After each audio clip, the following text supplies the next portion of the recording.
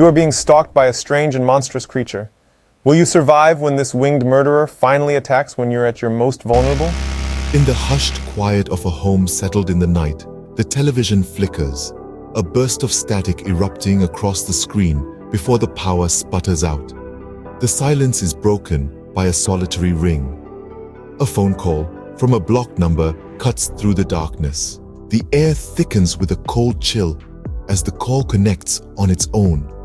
A garbled voice crackles through, croaking out a single haunting question. "What is your name?" The shock of it sends the phone crashing to the floor, splintering the screen into a spiderweb of cracks. A fleeting shadow outside the window catches the eye. A stout figure, a long neck, feathers. A blink, a shake of the head, and it's gone. Is paranoia playing tricks on the mind, or is there something lurking in the shadows? The unsettling call, the mysterious figure, they weave a thread of unease that pulls tighter with each passing second. A prank, or something more sinister? Questions swirl like leaves in an autumn wind, but the answers remain elusive. A decision to retreat to the safety of the bedroom is halted in its tracks. From the corners of the room, a figure steps forth. A stout creature, wings flared, blade-like feathers glistening in the dim light. Its eyes, luminous and unblinking, bore into your soul, and its beak, lined with rows of sharp teeth, opens to release a low, guttural growl. A realization dawns, cold and terrifying. This is no ordinary creature. This is a goose demon, a monstrous entity thirsting for blood. As it lunges, the world narrows down to a single, horrifying moment, leaving breath and heartbeat hanging in the balance. The story is just beginning.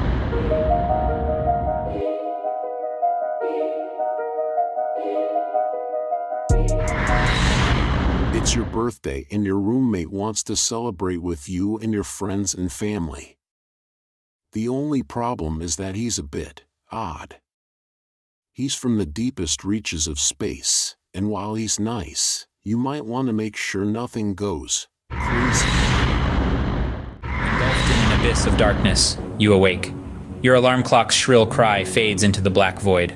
Blinking, you search for the familiar comfort of light, but it eludes you. The darkness is relentless, omnipresent. It swallows you whole. A yawn stretches your mouth wide, your fingers reaching for the stars that aren't there. But wait, there they are. One by one, stars begin to prick the darkness, a sickly green glow that multiplies until it becomes a sea of luminescence.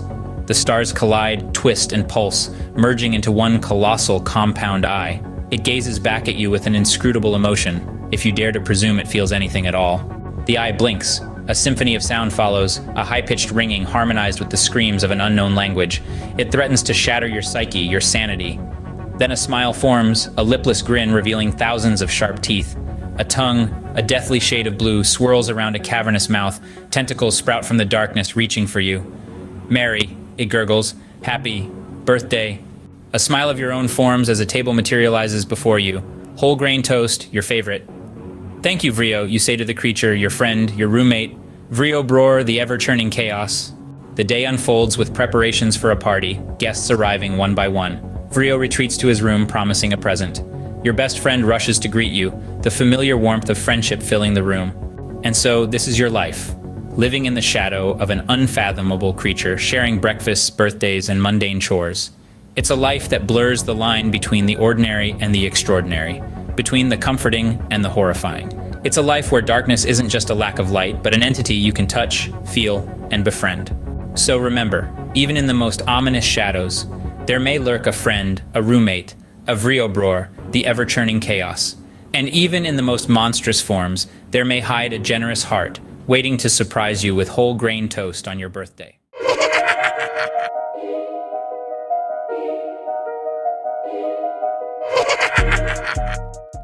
Play as an extremely bored ancient vampire who resorts to luring in a party of adventurers to serve as his playthings. In the heart of a land shrouded in darkness, cloaked in shadows, stands an ancient castle.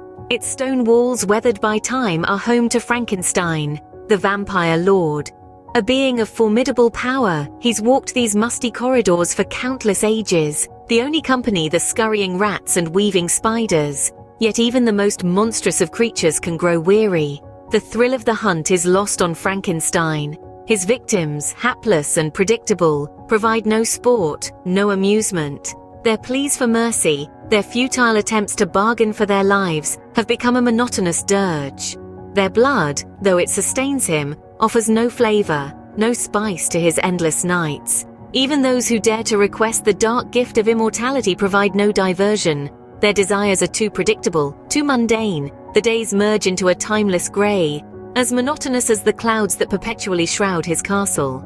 Boredom, a feeling alien to this immortal being, begins to seep into his consciousness. His thirst for blood remains, but a new thirst emerges. A thirst for challenge, for adventure, for something different.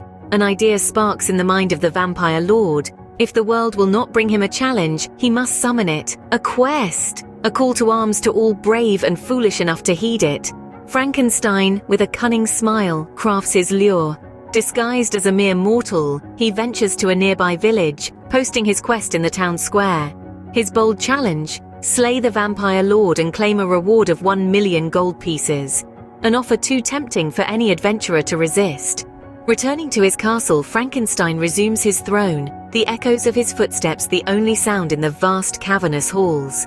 His trap is set, his bait is laid out. Now he waits. The anticipation is delicious, a sensation he hasn't felt in decades. Will they be brave, these adventurers? Will they be cunning? Will they finally bring some excitement to his eternal existence? As the cold wind howls outside his castle, Frankenstein waits. He waits for the sound of footsteps, the clank of swords, the hushed whispers of those daring enough to answer his call. He waits for the first time in centuries, with a sense of anticipation. As the echo of his laughter fades into the darkness, the story is left hanging, awaiting the arrival of the adventurers.